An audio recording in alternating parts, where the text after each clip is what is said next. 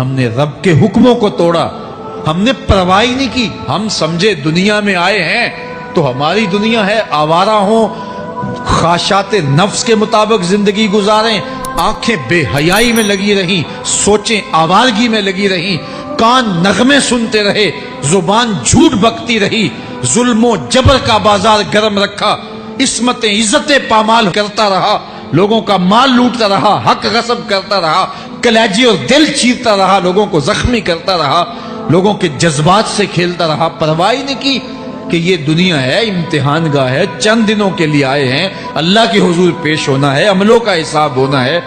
اب جب وہ دیکھیں گے کہ ہمارے ساتھ کیا ہونے والا ہے تو ان کے چہرے پہلے بگڑ جائیں گے۔ کیوں؟ وہ گمان کریں گے کہ ان کی ریڑھ کی ہڈی توڑ دی جائے گی، ایسے عذاب آئیں گے جس طرح کسی کی ریڑھ کی ہڈی ٹوٹ جائے تو اس کا چہرہ شگفتہ گلاب تو نہیں ہوتا، اس کا چہرہ جو ہے وہ تو کس قدر مرجھایا ہوا ہوتا ہے۔ تو اللہ ارشاد فرماتا ہے اس طرح ان کے چہرے ہوں گے۔ ابھی عذاب آیا نہیں ہے لیکن چہرے پہلے اترے ہوئے ہوں گے، اور جب عذاب کی بھٹی میں ڈالے جائیں گے، اللہ اکبر، اور وہ سخت عذاب، حضور نے جبریل امین سے پوچھا مجھے جہنم کے عذابوں کا ذکر سناؤ۔ عرض کی حضور سب سے ہلکے عذاب کی کہانی سناتا ہوں، اور وہ یہ کہ جہنمی کے پاؤں میں آگ کا جوتا رکھا جائے گا، باقی پورا بدن اس کا سلامت ہوگا۔ یہ سب سے ہلکے عذاب کی کیفیت ہے۔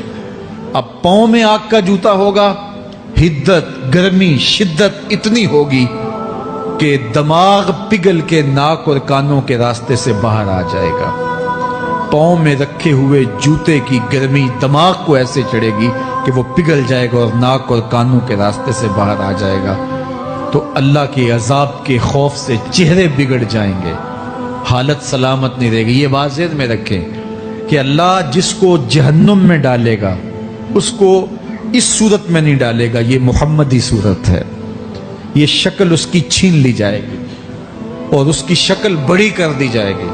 اس کا ایک ایک دانت احد پہاڑ جتنا ہوگا۔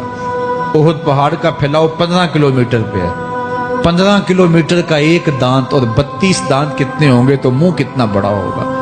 اس کو اتنا بڑا اس لیے کیا جائے گا تاکہ وہ عذاب کی تکلیف زیادہ سہے۔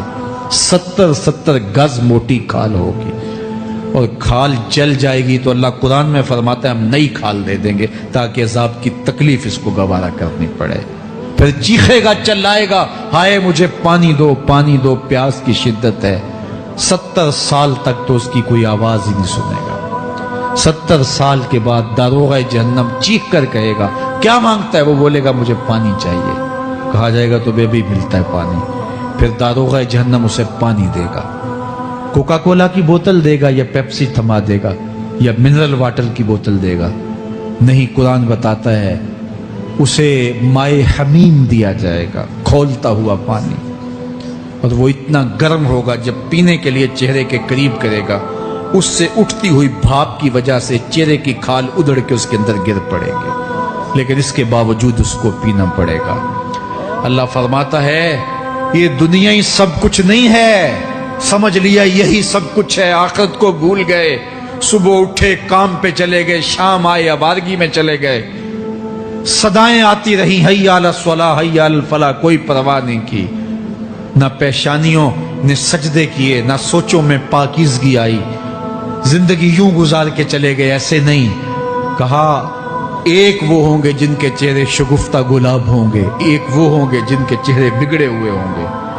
اللہ اکبر، کلا اذا بلغت التراقی، یہ تو قیامت کا منظر ہے نا، قیامت سے قبل بھی ایک منظر ہے، اللہ اس منظر کو بھی بیان کر رہا ہے، کلا اذا بلغت التراقی، ہاں جب جان گلے کو پہنچ جائے گی۔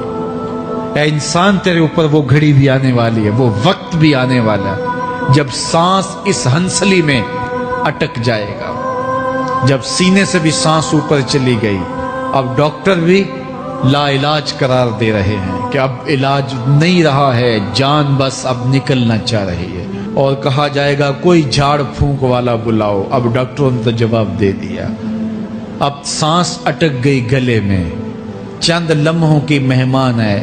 اب ڈاکٹروں نے کہا اب ہماری جانب سے لا علاج ہو گیا، اب لے جاؤ اس کو گھر، یا وینٹیلیٹر پہ ڈال دیتے ہیں اس کو، بس اب ہماری جانب سے کوئی اس کا علاج نہیں ہے.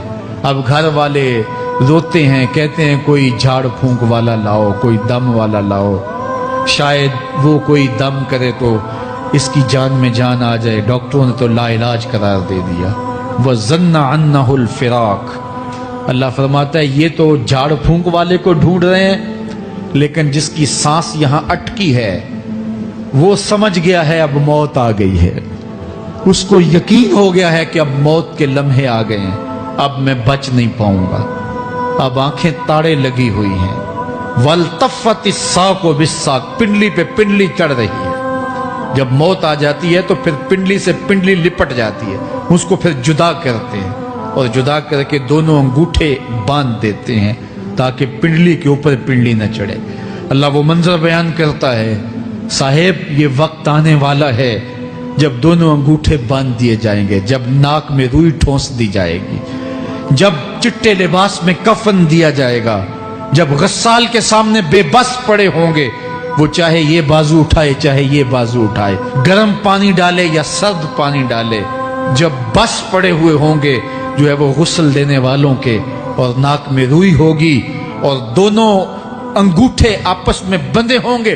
یہ محل, یہ ماڑی, یہ کوٹھیاں, یہ بنگلے جس کو سویر شام لگ کے حلال حرام کی تمیز کیے بغیر بنایا تھا, غوث اعظم رضی اللہ تعالیٰ عنہ بولے مکان بنا رہا ہے, بسیں گے اور حساب تو جا کے دے گا. اور یہ تو ایک رات بھی تجھے اس گھر کے اندر نہیں رکھیں گے کہ چلو ایک رات مہمان رکھ لیں. کہتے ہیں نہیں نہیں, مہمانوں نے بھی جانا ہے تو جلدی کرو, اس کو سپرد کراؤ. وہ تو تیرا لباس بھی پھاڑ کے اتاریں گے, خود غسل دینے کے لیے تیار بھی نہیں ہے. تجھ سے خوف آنے لگا ہے. جاندی واری ڈرونا بنے ہوتے, ہاتھ نہ لاندے ڈر دے, جنہ لئی تو پاپ کمائے اج کتھے نہیں تیرے کر دے. آج تو وہ تیرے ساتھ تجھے غسل دینے کے لیے آمادہ نہیں ہے. وَالْتَفَّتِ السَّاقُ بِالسَّاقِ. جب پنڈلی پہ پنڈلی چڑھنے لگ جائے گی, إِلَىٰ رَبِّكَ يَوْمَئِذٍ الْمَسَاقُ. اس دن تیرے رب کی طرف ہی لوٹ کے جانا ہے.